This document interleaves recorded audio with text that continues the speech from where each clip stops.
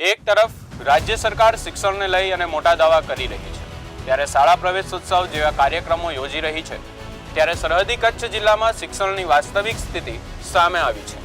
ભુજ નજીક આવેલ આંબેડકર નગર પ્રાથમિક શાળાના પેટા વર્ગ તરીકે કાર્યરત ભારતનગરમાં આવેલ શાળામાં વિદ્યાર્થીઓ માટે ઓરડાની કોઈ સુવિધા નથી, જેના કારણે બાળકો જર્જરિત કોમ્યુનિટી હોલમાં અભ્યાસ કરવા મજબૂર બન્યા છે.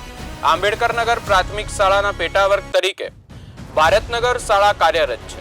ગ્રામજનો દ્વારા ભારતનગરને સ્વતંત્ર શાળાનો દરજ્જો આપવા માટે અનેકવાર રજૂઆતો કરવામાં આવી, તેમ છતાં હજી સુધી તેને સ્વતંત્ર શાળાનો દરજ્જો મળ્યો નથી.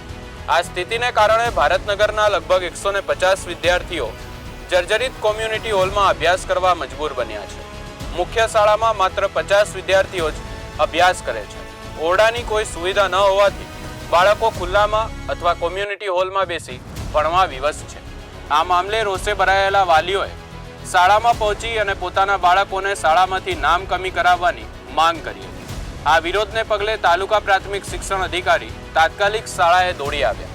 તેમણે ગ્રામજનોની રજૂઆત સાંભળી અને ભારતનગરને સ્વતંત્ર શાળાનો દરજ્જો આપવા માટે ફરીવાર સરકારને દરખાસ્ત મોકલવામાં આવશે તેવી ખાતરી આપી હતી.